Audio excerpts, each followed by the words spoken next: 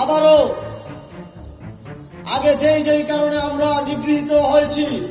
12 তারিখ জাতীয় সংসদ নির্বাচনে ফলাফল ঘোষণায় 11 দলীয় নেতাকর্মীদের বিজয় ছাড়া ফিরে না আসার আহ্বান জানিয়েছেন এনসিপির মুখপাত্র ও নির্বাচন পরিচালনা কমিটির চেয়ারম্যান আসিফ মাহমুদ সজীব ভূঁইয়া। রাতে পঞ্চগড় সদর উপজেলার গোয়ালঝাড় উচ্চ বিদ্যালয় মাঠে পঞ্চগড় 1 আসন আটোয়ারি, তেতুলিয়া ও সদর উপজেলার 11 দলীয় জোটের প্রার্থী সার্জিস আলমের প্রচারণা সভায় তিনি এসব কথা বলেন। তিনি বলেন, জুলাই আন্দোলনে অংশ নেওয়া 11 দল ভেবেছে বাংলাদেশকে মুক্ত করা প্রয়োজন, সুশাসন নিশ্চিত করা প্রয়োজন।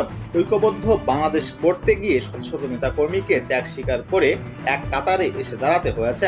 গত 54 বছরে আমরা দেখেছি এই বাংলাদেশে কমিশনারের ছেলে কমিশনার, চেয়ারম্যানের ছেলে চেয়ারম্যান, এমপির মন্ত্রীর ছেলে এমপি মন্ত্রী, প্রধানমন্ত্রীর ছেলে মেয়ে প্রধানমন্ত্রী হয়। আমরা চাই আগামীর বাংলাদেশে একজন রিস্কাওয়ালা ছেলেও এমপি মন্ত্রী।